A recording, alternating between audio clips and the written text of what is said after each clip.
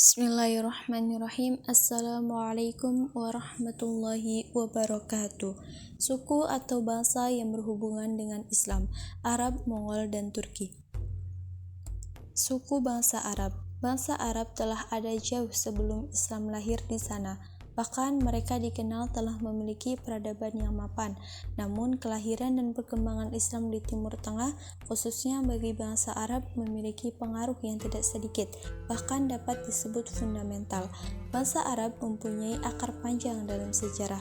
Mereka termasuk ras atau rumput bangsa Kaukasoid dalam subras Mediterranean yang anggotanya meliputi wilayah sekitar Laut Tengah, Afrika Utara, Armenia, Arabia, dan Irania.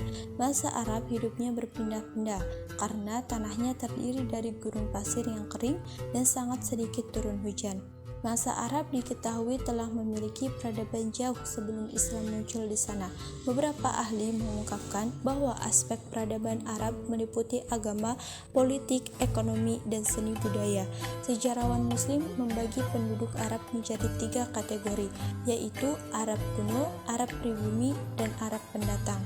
Eksistensi Arab kuno tidak dapat terdeteksi oleh sejarah kecuali beberapa kaum yang dikisahkan dalam Al-Quran dan kitab-kitab pendahulunya.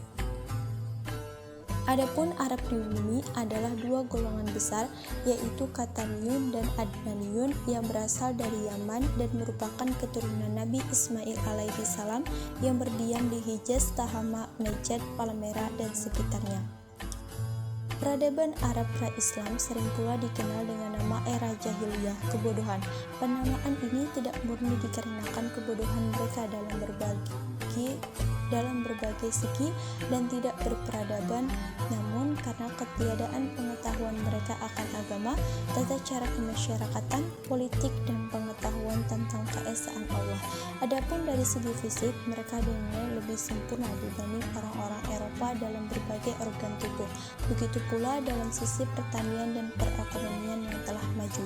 Di antara presiden buruk yang melekat pada Arab pra-Islam adalah kondisi dan kedudukan wanita yang dipandang sebelah mata. Bangsa Arab juga dikenal hidup dengan kabilah-kabilah. Mereka hidup berdampingan antar kabilah dengan perjanjian damai yang disebut Al-Ahlaf. Bangsa Arab pra-Islam memiliki kemajuan di bidang perekonomian, khususnya dalam aspek pertanian dan perdagangan. Hal tersebut didukung dengan fakta bahwa Mekah memiliki peran strategis karena merupakan jalur persilangan ekonomi internasional yang menghubungkan jalur-jalur dari mancanegara. Selanjutnya, bangsa Mongol. Bangsa Mongol merupakan salah satu bagian dari bangsa-bangsa besar dalam sejarah perjalanan dunia yang mampu mengubah tataran keadaan ekonomi, politik, sosial, dan budaya suatu bangsa. Bangsa Mongol dengan kondisi lingkungan geografis yang mereka tempati, padang rumput yang sangat luas di Asia Tengah selama ribuan tahun telah menjadi tempat tinggal bagi suku-suku nomad termasuk ras Mongolia atau ras kuning. Sistem keagamaan bangsa Mongol yang tetap mengakui adanya Yang Maha Kuasa, akan tetapi mereka tidak beribadah kepadanya, melainkan menyembah kepada arwah, terutama roh jahat. Mereka menganggap roh jahat dapat mendatangkan malapetaka dan bencana.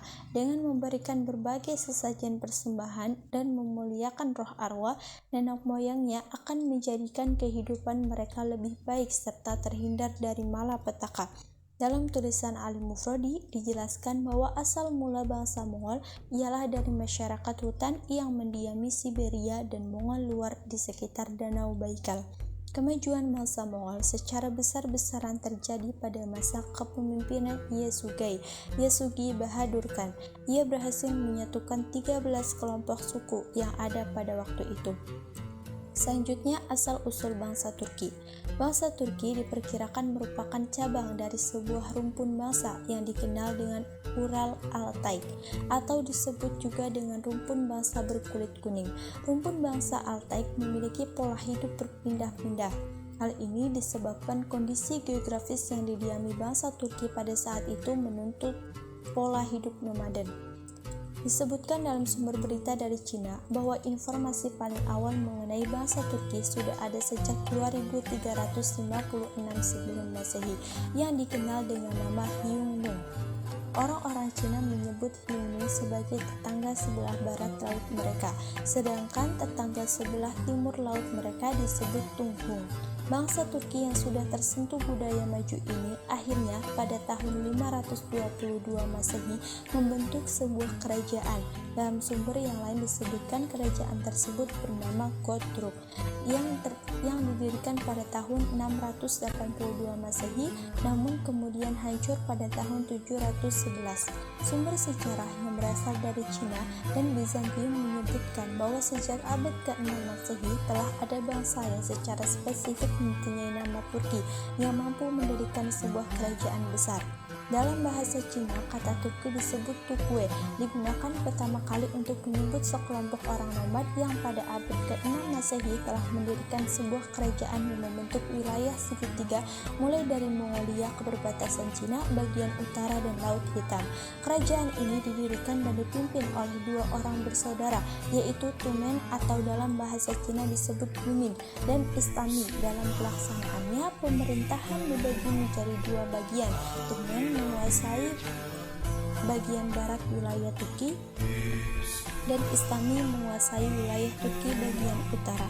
Sejak akhir abad ke-7 Masehi, bangsa Turki yang mendiami wilayah Asia Tengah mulai mengenal agama baru, yaitu Islam. Mereka mengenal Islam melalui hubungan perdagangan dengan bangsa Arab. Sekian, terima kasih. Wassalamualaikum warahmatullahi wabarakatuh.